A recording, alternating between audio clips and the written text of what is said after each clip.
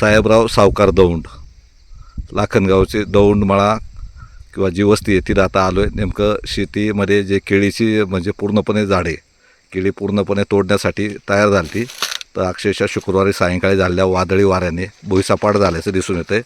तर काय नेमकी घटना घडली? काल 4च्या दरम्यान हे वादळी वारं आले. त्या वाऱ्यात इतकं भयंकर वारं होतं, अख्खी केळी सपाट झाली, जमिनीत दोस्त झाली. आता 1 महिन्यात हार्वेस्टिंग चालू झालं असतं. किती रोपं होती?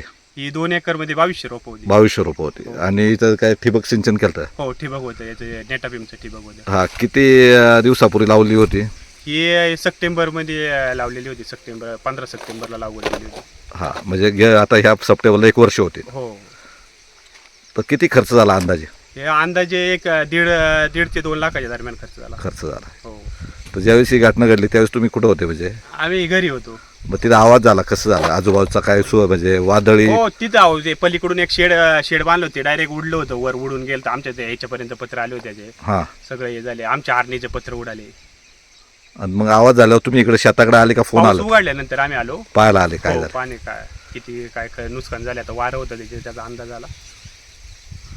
तर म्हणजे पूर्णपणे आता नवीन होतकरू शेतकरी आणि पहिलंच केळीचं पीक घेतलंय आणि ते जमीनदोस्त झाले. 2200 झाडं म्हणजे केळीची झाडं उन्मळून पडली. 1-1.5 महिन्याने त्याचं हार्वेस्टिंग म्हणजे तोडण्यासाठी उपयुक्त होते. सध्या बाजार काय कळलेला? एक 20-22 रुपये. 20-22 रुपये. हो.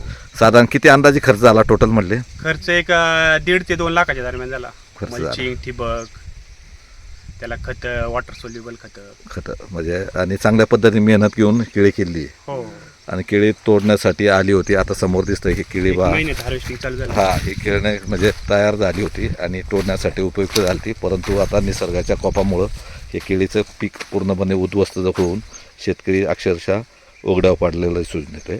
मोठ्या प्रमाणात आर्थिक नुकसान झालं आहे आणि शासनाच्या वतीने नुकसान भरपाईसाठी कोणी आलं तर काय पंचनामे करण्यासाठी? नाही, अजून नाही. आता चेअरमन साहेब येऊन गेले, हां, अजून नाही कोणी आलं. आले नाही कोणी. नाही. आणि शासनाच्या वतीने समजा नुकसान भरपाई मिळेल किंवा काही फळबागामध्ये याचं समाविष्ट असेल तर तुम्हाला भरपाई मिळेल. परंतु आता पंचनामे करून घ्या.